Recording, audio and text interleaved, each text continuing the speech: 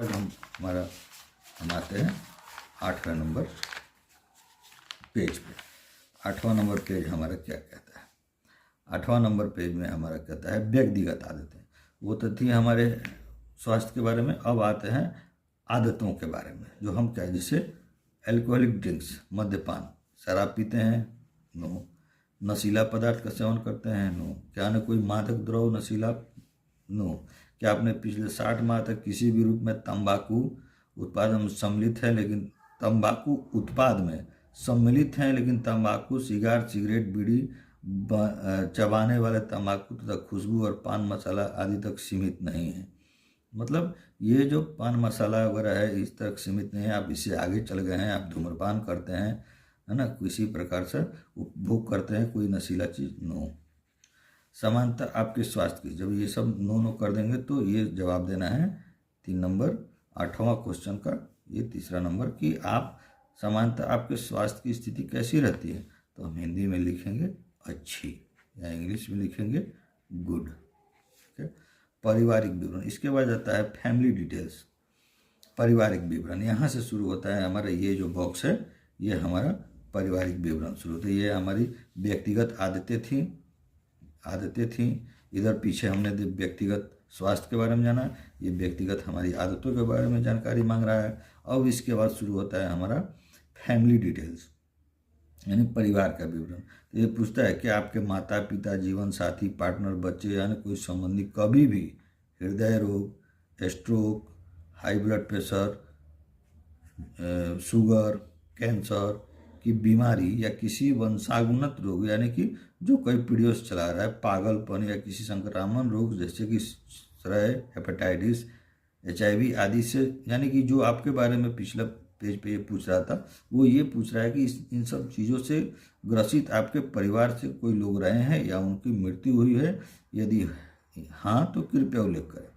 यानी कि ये सब जो बीमारी हैं जो पिछले पेज में आपसे पूछी गई, वैसे ही पूछा जा रहा है कि आपके परिवार में जो कोई व्यक्ति इस तरह के रोग से पीड़ित रहा है या कभी उनकी मृत्यु हो गई है, इस कारण से इसको आपको दर्शाना है।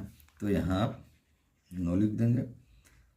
अगर है कोई, मान लीजिए हृदय रोग से पहले कभी डेथ हुआ है तो ये लिखना आता है, अगर नहीं है तो नो लिख देंगे।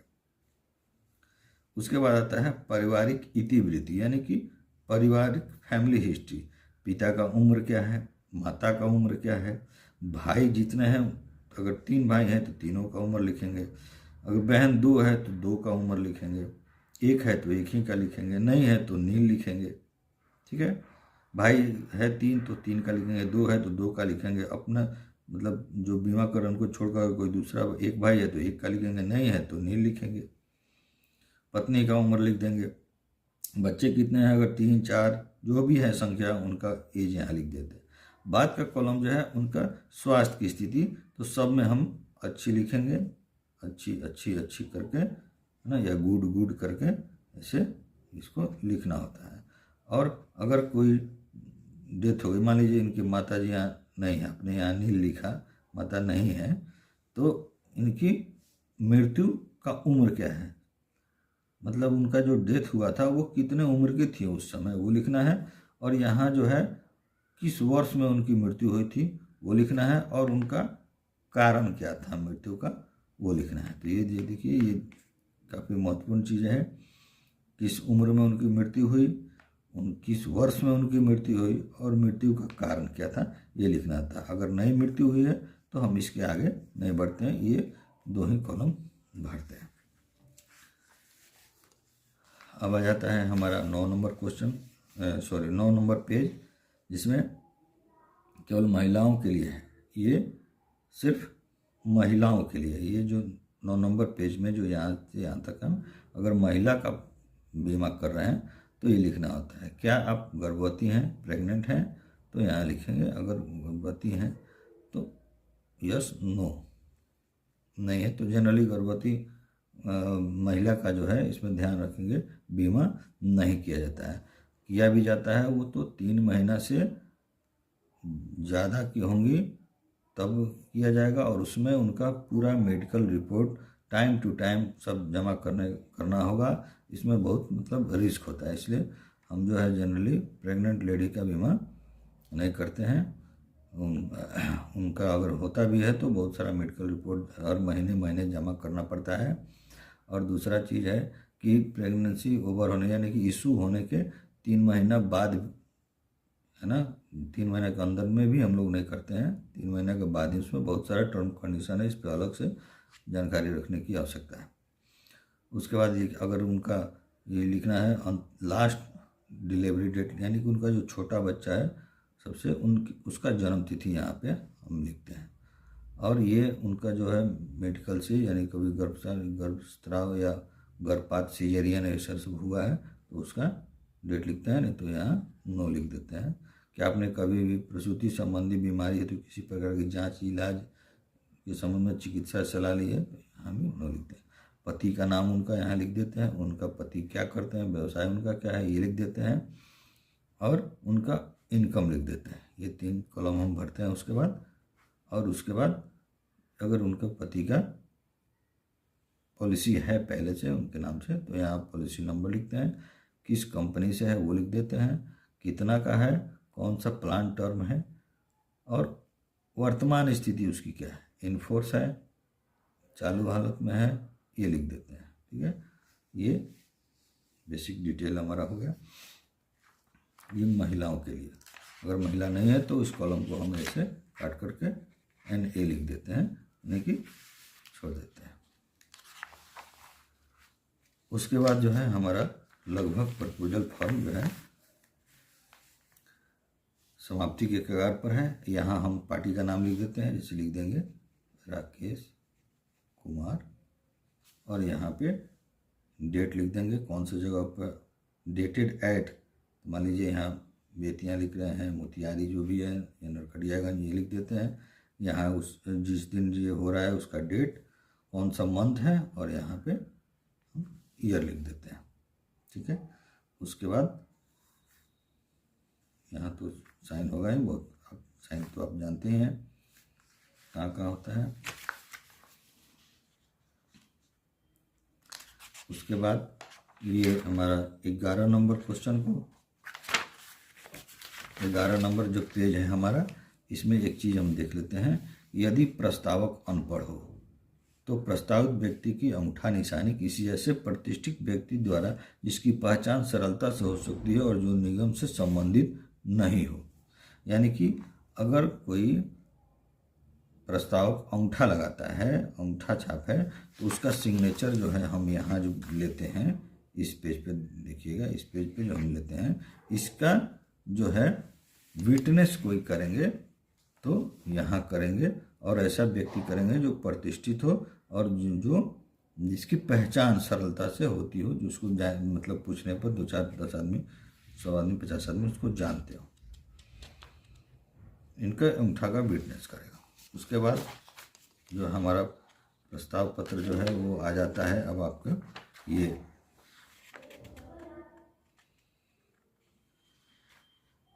ये वाला जो ये आप देख रहे हैं 13 नंबर, ये जो एक विकल्प था जिसमें कि इंस्टॉलमेंट लेना था, तो इंस्टॉलमेंट वाला में अगर कोई यस करता है, ऑप्शन में हमने नो किया है, अगर इंस्टॉलमेंट में मैच्योरिटी या डेथ क्लेम चाहिए तो ये फॉर्म भरना जरूरी है। अगर इंस्टॉलमेंट में आप मैच्योरिटी और डेथ क्लेम नहीं लेना चाहते हैं तो ये फॉर्म भरने की, ये पेज भरने की आवश्यकता नहीं है।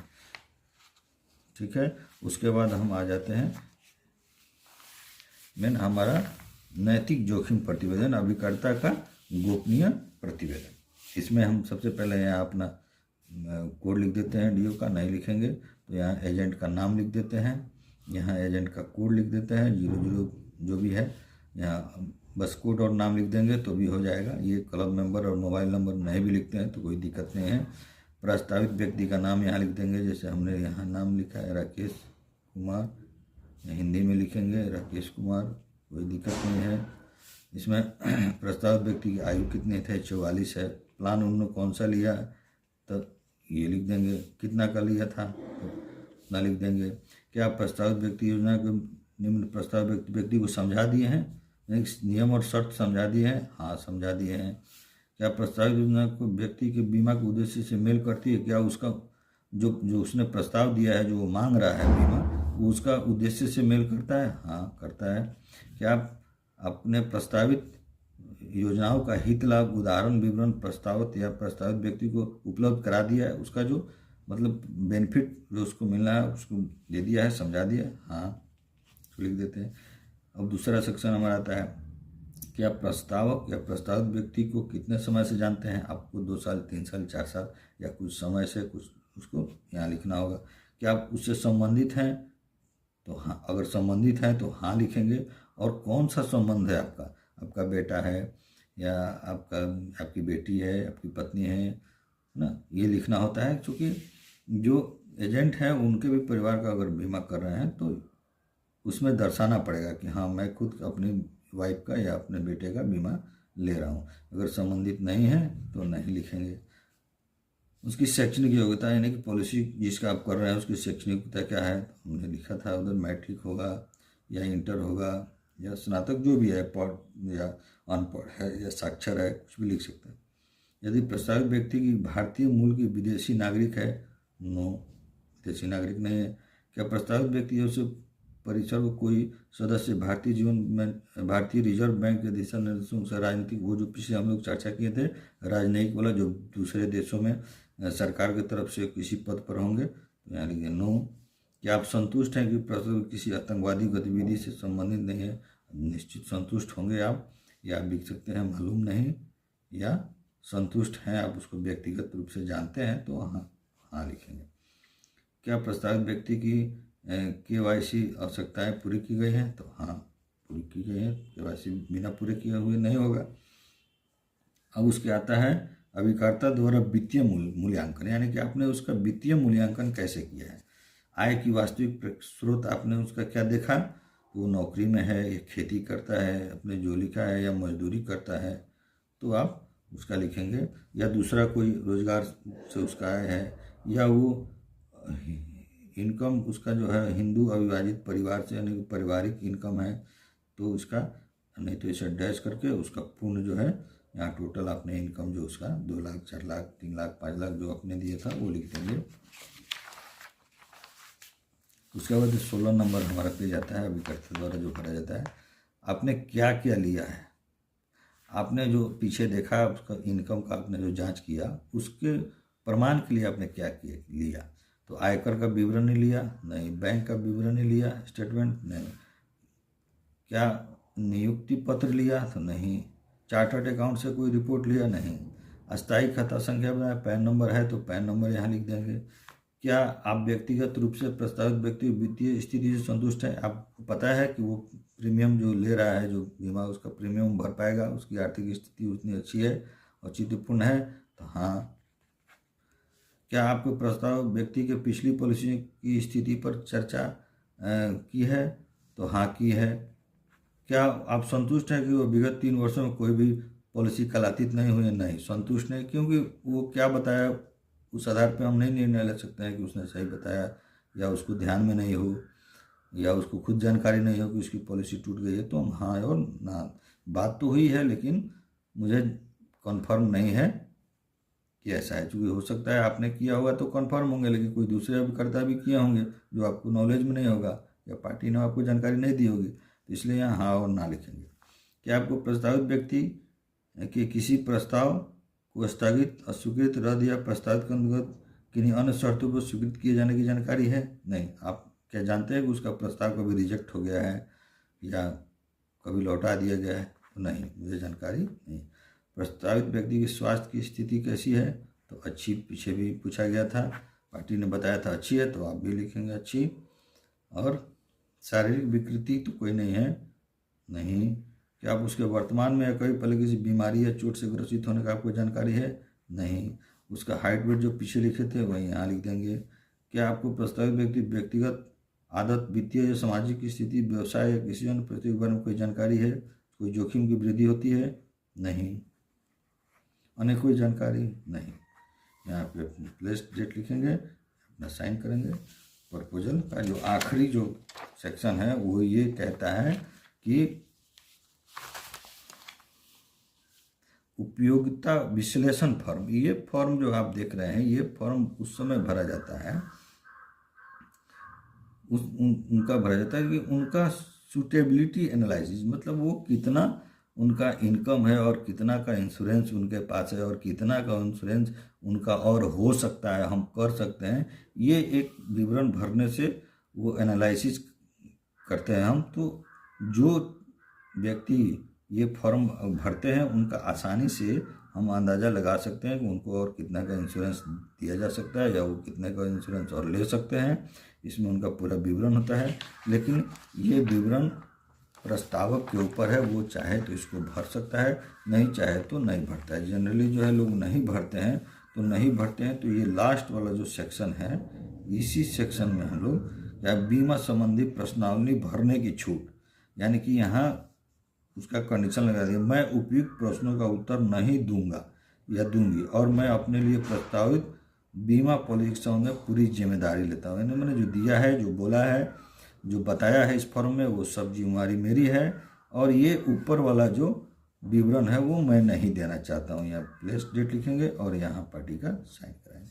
इस तरह से हमारा प्रपोजल फॉर्म कंप्लीट होता है। विशेष आप बताएंगे कि इसमें क्या चीज़ आपको और जानना है या छूट गया हो। महिला के लिए जो है मैंने साथ साथ में बता दिया है, कुछ जानकारियाँ जो है महिला की अलग से ली जाती हैं, जो इसमें उन्होंने बता दिया है। मोटा मोटी ऐसे जो है आप बहुत ही आसानी से हिंदी में या इंग्लिश में, जिस भाषा में, दोनों भाषा में से किसी भाषा में आप इसको भर सकते हैं, कोई बहुत बड़ी चीज़ नहीं है। तो आज का इतना ही, आज तक। फिर मिलेंगे अगले वीडियो में। बहुत बहुत धन्यवाद।